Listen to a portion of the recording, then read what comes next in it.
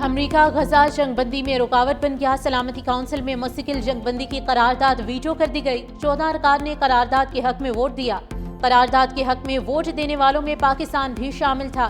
امریکہ کی نائب سفیر ڈورتھیشیا نے کہا کہ امریکی مخالفت پر کسی کو حیرانی نہیں ہونی چاہیے۔ حماس کو دوبارہ خطرہ بننے سے روکنا اسرائیل کا حق ہے۔ اسرائیل کی سیکیورٹی کو نقصان پہنچانے والی کوئی چیز قبول نہیں۔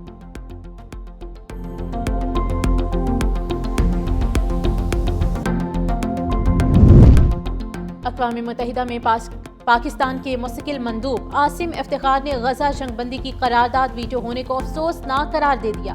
کہا قرارداد مسترد ہونے سے خطرناک پیغام جائے گا۔ قرارداد مسترد ہونا عالمی انسانی قوانین کی خلاف ورزی ہے۔ سلامتی کونسل کی جانب سے جنگ بندی قرارداد کی ناکامی تاریخ میں یاد رکھی جائے گی۔ پاکستان فلسطینی عوام کی بھرپور حمایت جاری رکھے گا۔ غزہ میں مستقل جنگ بندی آزاد فلسطینی ریاست کے قیام کا مطالبہ کرتے ہیں۔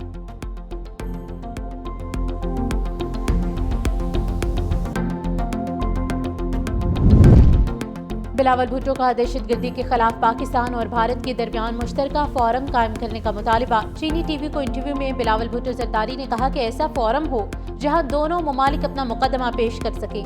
پاک بھارت جنگ بندی نازک جنگ بندی ہے۔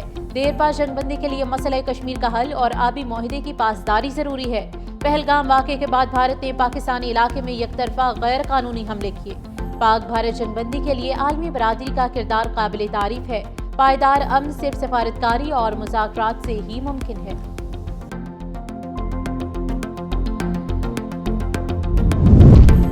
اور حج کا رکن اعظم وقوف عرفہ آج ادا کیا جائے گا۔ ہر طرف لبیک اللہم لبیک کی روح پرور صدائیں۔ لاکھوں عازمین حج مینا میں عبادت میں مصروف۔ عازمین دوپہر تک میدان عرفات میں جمع ہوں گے۔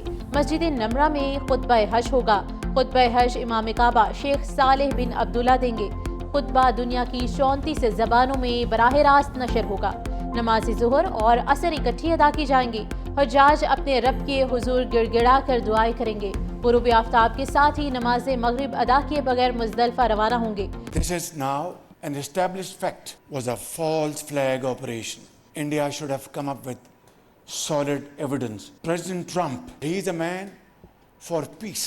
He advised both India and Pakistan to trade for trade, investments, and give up war and de-escalate. I would like to comment and appreciate this outstanding contribution of President Trump to bring ceasefire in this region. امریکی مداخلت پر پاک بھارت جنگ بندی ہوئی۔ وزیر اعظم کا دو ٹوک موقف۔ امریکی سفارت خانے میں تقریب سے خطاب میں کہا ہم نے خطے میں امن کی خاطر پیشکش کو قبول کیا۔ سیز فائر کے لیے صدر ٹرمپ کے کردار کو سراہتے ہیں۔ انہوں نے ثابت کیا وہ امن کے پیامبر ہیں۔ امریکی صدر سرد اور گرم جنگ کے خلاف ہیں۔ کوئی شک نہیں رہا کہ پہلگام واقعہ بھارت کا فالس فلیگ آپریشن تھا۔ پاکستان نے کشیدہ صورتحال میں بھی بہت تحمل کا مظاہرہ کیا۔ پہلگام واقعے پر بھارت کو غیر جانبدارانہ عالمی انکوائری کی پیشکش کی۔ ہماری مخلصانہ پیشکش کے جواب میں بھارت نے پاکستان پر حملہ کیا۔ مزید بولے امریکہ کے ساتھ اقتصادی تعلقات بڑھانے کے لیے اقدامات جاری ہیں۔ ٹیرف کے مسئلے سمیت تجارت میں اضافے کے لیے اقدامات کر رہے ہیں۔ پاکستان اور امریکہ کے تعلقات نئے دور میں داخل ہو رہے ہیں۔ وزیر اعظم کا مودی کے خلاف سفارتی مہم کا دوسرا راؤنڈ۔ شہباز شریف آج سعودی عرب کا ہم دورہ کریں گے۔ مکہ مکرمہ میں سعودی ولی عہد محمد بن سلمان سے ملاقات ہے۔ وزیر اعظم بھارت سے کشیدہ صورتحال کے دوران پاکستان کی حمایت پر شکریہ بھی ادا کریں گے۔ ملاقات میں ہم سیکٹرز میں سرمایہ کاری سے متعلق بھی بات چیت ہوگی۔ وزیر اعظم شہباز شریف عید الاضحیٰ بھی سعودی عرب میں ہی منائیں گے۔ فیلڈ مارشل عاصم منیر، نائب وزیر اعظم اسحاق ڈار اور وفاقی وزراء بھی وزیر اعظم کے ہمراہ ہوں گے۔ پاکستان کا موقف دنیا کے سامنے رکھنے کا مشن۔ بلاول بھٹو زرداری کی زیر قیادت پارلیمانی وفد کا دورہ واشنگٹن۔ متعدد رہنماؤں سے ملاقاتیں، دورے کے مقاصد اور پائیدار امن سے متعلق پاکستان کا نقطہ نظر پیش کیا۔ بلاول بھٹو نے سیز فائر میں کردار ادا کرنے پر امریکی قیادت کی کاوشوں کو سراہا۔ بلاول بھٹو امریکی کانگریس میں پاکستان قاکس کے شریک چیئرمین ارکان سے ملاقات کریں گے۔ متعدد کانگریس ارکان اور امریکی سینیٹرز سے بھی ملیں گے۔ پاکستانی کمیونٹی سے گفتگو کرتے ہوئے کہا اس وقت کسی ذاتی مقصد کے لیے جدوجہد نہیں کر رہے، ہماری یہ جدوجہد ملک کے لیے ہے۔ ہم امن کا پیغام لے کر آئے ہیں، ہمیں اس جدوجہد میں آپ کے ساتھ کی ضرورت ہے۔ ہم نہ کسی سیاسی جماعت کے لیے جدوجہد کر رہے ہیں، نہ کسی ذاتی مقصد کے لیے جدوجہد کر رہے ہیں۔ ہم ایک طرف سے اپنا ملک کے لیے جدوجہد کر رہے ہیں اور اس سے بھر کر ہم امن کے پیغام لے کر آئے ہیں اور امن کے جدوجہد کر رہے ہیں، اور اس جدوجہد میں آپ کی ساتھ کی ضرورت ہے، آپ کی مدد کی ضرورت ہے۔ ہماری کنیکٹک ایکشنز کی تعریف ہو رہی ہے، اور انڈیا کا جو نیو نارمل ہے وہ دفن ہو گیا۔ انڈیا کی ہیجمنی دنیا دیکھ لی کہ ہوا میں اڑ گئی، اور انڈیا میں کافی آپ نے دیکھا کہ اس کا ماتم ہو رہا ہے اور ایک دوسرے کو بلیم کیا جا رہا ہے کہ جی پاکستان کی آؤٹ ریچ بہت الحمدللہ کامیاب نکلی۔ کچھ ممالک ہیں جن کی عوام نے اتنا زیادہ خوشیاں منائی ہیں، ویسے تو پورے مسلم امہ میں منائی گئی ہیں، لیکن ٹرکی اور آذربائیجان میں تو لوگ سڑکوں میں نکل آئے۔ بھارتی سفارتی مشن بھی رافیل کی طرح فیل، اسحاق ڈار نے پوسٹ مارٹم کر دیا۔ پریس کانفرنس میں کہا کہ پاکستانی سفارتی مشنز کامیاب، بھارتی مشنز ناکامی سے دوچار ہیں۔ ہماری سفارتی کامیابی پر دہلی میں ماتم ہو رہا ہے، اب ایک دوسرے پر الزام تراشی کی جا رہی ہے۔ ایرانی وزیر خارجہ سازشی کے لیے بھارت گئے، نئی دہلی میں عباس عراقچی سے نامناسب رویہ اختیار کیا گیا۔ پاکستان نے 3 نہیں 4 رافیل طیارے مار گرائے ہیں۔ خطے میں بالادستی کے بھارتی دعوے ہوا میں اڑ گئے۔ مزید کہا کہ بیجنگ میں سے افریقی مذاکرات ہوئے ہیں، پاک افغان ازبکستان ریل منصوبے پر بھی بات ہوئی۔ چین یہ منصوبہ سی پیک میں شامل کرنے پر آمادہ ہو گیا ہے۔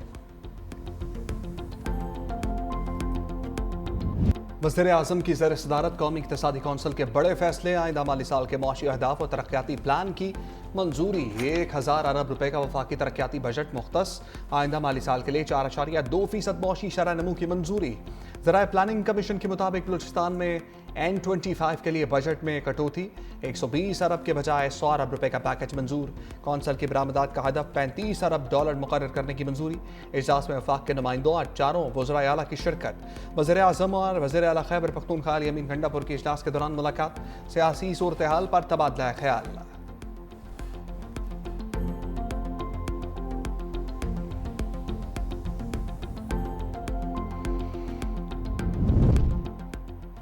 وزیر اعلیٰ علی امین گنڈا پور کا خیبر پختونخوا کے حقوق ملنے کا اعتراف، کہا کہ ہمارے حقوق ملنے کے بعد وفاق اور صوبے دونوں کا فائدہ ہوگا۔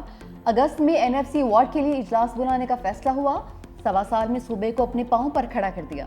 مزید کہا کہ بانی PTI سے ملاقات کروانے کا وعدہ کیا گیا ہے، بانی پر کوئی کیس نہیں، عدالتیں آزاد ہوں گی تو وہ رہا ہو جائیں گے۔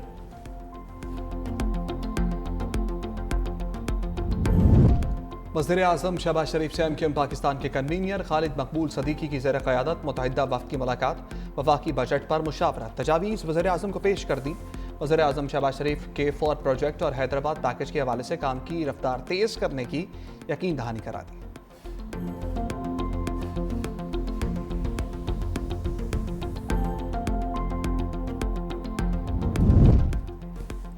IMF کی شرائط کا دریا ہے اور ڈوب کر جانا ہے، ملازمتیں ملیں گی نہ بجلی گیس پر سبسڈی۔